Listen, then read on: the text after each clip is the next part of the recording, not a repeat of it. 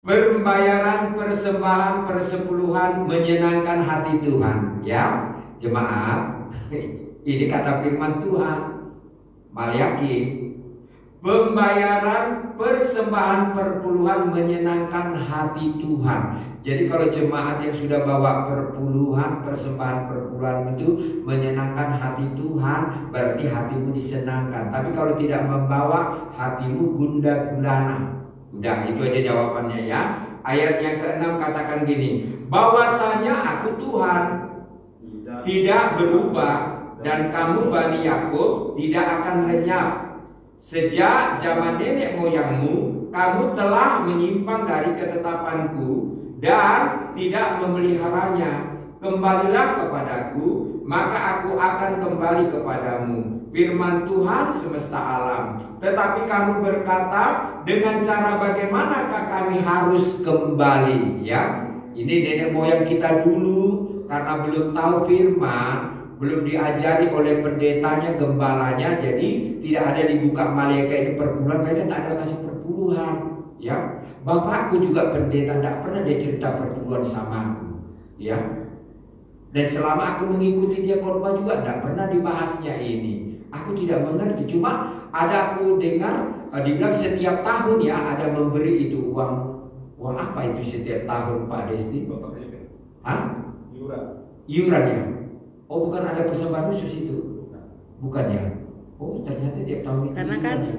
kalau gereja HKBP itu kan mungkin ada intensifnya, kalau gereja karismatik kan nggak ada gaji. Oh iya. Jadi harus kasih perpuluhan. Jadi papa saya itu mengembalakan selama kontraknya 30 tahun lebih ya. Jadi papa saya itu dapat rumah. Kalau seperti kami dia punya anak ya. Papa mama saya itu satu orang itu dapat 8 kilo, anaknya 6 kalikan itu 8 kali 6 guys. 8 kali 8. Setiap aku ngambil beras itu di kantor, satu guni, satu karung guys. Ya, udah itu dapat gaji tiap bulan guys. Lain lagi dari gereja. Lain lagi salam-salam dari jemaatnya kalau ada nikah, dapat gaji. ada penyerahan anak, banyak uang bapakku guys. Dapat ya. gaji dari pusat kan gereja. Di sini gratis, air gratis, semua gratis guys. Ya. Jadi uangnya kemana? Oh kami simpan, beli tanah di sana sini. Beli emas, beli tanah. Tapi Om Syah bagaimana gajinya GBU ya? Sabar. Haleluya. Ada dapat tunjangan rumah, ditunjang sana sini saudara. Terbalik sana terbalik sini mencari dana supaya ada rumah. Saudara. Ada dari Bang Valen. Ya, ini bukan curhat ya, cerita nyata loh ya, saya ceritakan antara gembala, bapak saya menjadi gembala dan saya anaknya menjadi gembala. Saudaraku dikasih oleh Tuhan ya. Jadi beda guys ya, makanya tadi nggak ada dibuka ilmiahnya, tetap dia dapat gaji guys dari perusahaan karena bapak saya melayani di perusahaannya Bapak Soeharto saudara ya. Saya ingat itu setiap mau pemilu pasti ada kur ya, juara ya, sering juara bapak saya itu pelatih kur ya. Sering dapat juara ya saudaraku. Jadi itu pengalaman ya. Makanya di sini firman Tuhan katakan Malaki 3 ayat 7 ini, kapan menipu ya sejak nenek moyang kita. Maka saya katakan tadi tidak ada singgung. Saudara bersyukur loh di zaman kasih karunia anugerah ini banyak dibahas tentang ini Pak. Sekalipun banyak pro dan kontra, kita tetap berpegang aja kepada firman. Jemaat juga katakan, ada anaknya berkata, "Ma, itu firman Tuhan katakan jangan YouTube itu pukul katakan jangan nak, ikut aja firman." Jadi kita melihat ayat yang ke 10 ya. Ayat 10 kita baca sama-sama 2, 3 ya. Bawalah seluruh persembahan persepuluhan itu ke dalam rumah perbendaharaan, supaya ada persediaan makanan di rumahku dan ujilah aku, firman Tuhan semesta alam. Apakah aku tidak membukakan bagimu tingkap-tingkap langit dan mencurahkan berkat kepadamu sampai berkelimpahan? Ini janji Tuhan, ya. Makanya jemaat sampai harinya setia kasih perpuluhan. Apakah kalian berkekurangan? Tidak, berkelimpahan, ya. Tadi rumahnya 1 jadi 2. Tadi hanya punya sepeda, sekarang sudah punya motor. Yang tadinya punya motor saya sekarang sudah punya mobil. Berarti berkelimpahan. Ya, jangan berhenti kasih perpuluhan. Mari jemaat-jemaat yang belum kasih perpuluhan, kalau mau berkelimpahan kasih perpuluhan, ya, supaya nanti kaya raya. Bahkan juga dikatakan, ya, bahwa dikatakan saat kita memberikan perpuluhan itu supaya ada perbendaharaan atau persediaan makanan di rumahku, di rumah Tuhan, supaya hamba Tuhan itu ada beras terus, ya, di lumbung-lumbungnya, ya. Itu maksudnya firman Tuhan ini, Maleakhi 3 ini.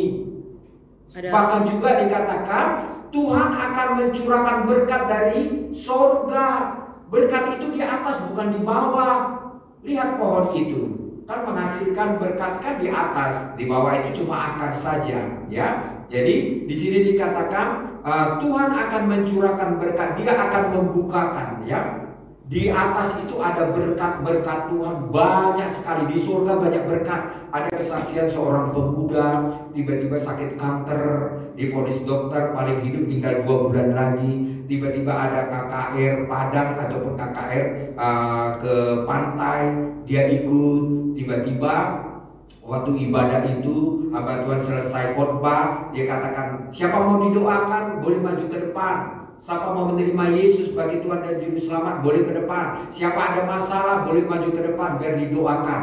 Nah, karena dia ini membutuhkan Yesus, membutuhkan pertolongan, karena kata dokter dia 2 bulan lagi akan mati, ya dia mau ini umur panjang, dia menyerahkan hidupnya sungguh-sungguh kepada Tuhan. Melalui hamba Tuhan ini yang diurapi, dia akhirnya didoakan. Saudara tahu apa yang terjadi? Di alam roh dia lihat, ya, malaikat itu, ya, Roh Kudus itu datang dari surga itu membawa otak yang baru. Otaknya yang lama itu diambil, ya, dibuka dia punya kepala, diganti dengan otak yang baru. Sehingga akhirnya selesai ibadah dia merasa lega dan enak, ya. Setelah itu, ya saudaraku, berapa hari kemudian dia pergi ke dokter, dia cek kembali, dia punya, ya, kanker yang ada di kepala. Dokter bilang, di mana kau berobat? Kenapa nih otakmu sudah bagus, sudah tidak ada penyakitnya lagi? Baru dia katakan, Yesus yang sembuhkan aku. Nah, benar firman Tuhan ini katakan. Jadi saudara dengarlah ucapan baik-baik, ya. Jangan dengar yang lain. Dengar gembalamu, gak menyesatkan engkau. Ya, makanya dikatakan Tuhan akan buka tingkap-tingkap langit dan menghalau belalang. Dan menghalau belalang pelahap. Ya, itu tadi roh kematian, roh maut. Ya, roh maut, ya, mati muda, ya, miskin mendadak, tadinya kaya, ya, bangkrut, usaha, pekerjaan, ya, dan lain sebagainya. Mari, ini makna daripada kita memberi. Bahkan juga ayat yang ke-11 dikatakan, aku akan menghadir bagimu belalang pelahap, supaya jangan dihabisi hasil tanahmu, dan supaya jangan pohon anggur di padang tidak berbuah bagimu, firman Tuhan semesta alam. Nah, di sini dikatakan belalang pelahap. Saya ada melihat di YouTube seorang pria atau seorang bapak pengacara, ya, tadinya dia tinggal di Medan, tiba-tiba rupanya dia dapat job di Jakarta. Jadi istri dan anaknya tinggal di Medan karena di sana ada usaha dan anaknya sekolah. Sehingga akhirnya singkat cerita, dia banyak tender, banyak uang, ketemu dengan kuntilanak, ketemu dengan belalang pelahap, ya. Sehingga akhirnya dia jatuh cinta, jatuh melapak-lapak, ya, dengan pelakor, ya, dan akhirnya mereka entah menikah di bawah tangan, di bawah kasur, aku pun tidak tahu, ya. Nanti kita selidiki. Setelah itu apa yang terjadi?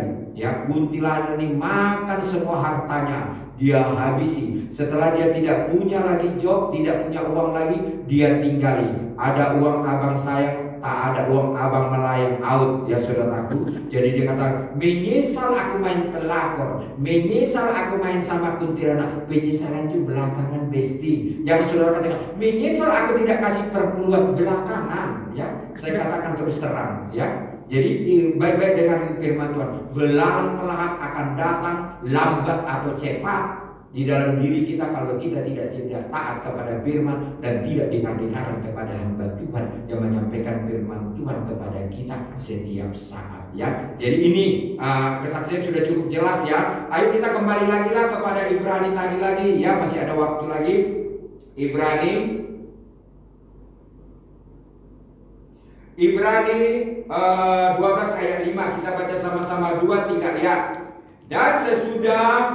Dan sudah lupakah kamu akan nasihat yang berbicara kepadamu seperti kepada anak-anak, hai anakku, janganlah anggap enteng didikan Tuhan, dan janganlah putus asa apabila engkau diperingatkan. Apakah saudara putus asa diperingatkan Om Siahan sama Tante atau sama Pak Destin yang ada? Ini firman Tuhan katakan. Ya, saya tadi sudah buka ya tentang bagaimana kita mau hidup bebas dari dosa dan lain sebagainya. Bagaimana tentang memberi, menaati firman. Nah sekarang dikatakan, dan sudah lupakah kamu ya akan nasihat. Kami sebagai hamba Tuhan tidak berhenti menasihati. Nanti kemarin bikin podcast atau TikTok dikatakan ya Reels ya. Jemaahnya sama penentuannya datang kepada Bapak Pendeta setelah dia habis khotbah. Pak Pendeta, Pak Gembala, ya aku mau bertanya dulu, kenapa khotbahmu itu saja? Ya, tidak adakah yang lain? Lalu Bapak Pendeta kan, sudah kau lakukan ini perpuluhan. Ya begitu juga kami ya. Kalau sudah dilakukan jemaat semuanya, kami rubah nanti topiknya. Haleluya. Puji Tuhan. Ya, nanti jemaat bertanya ya sama tante, nggak ada topik yang lain. Sudah kau lakukan, pasti. Haleluya.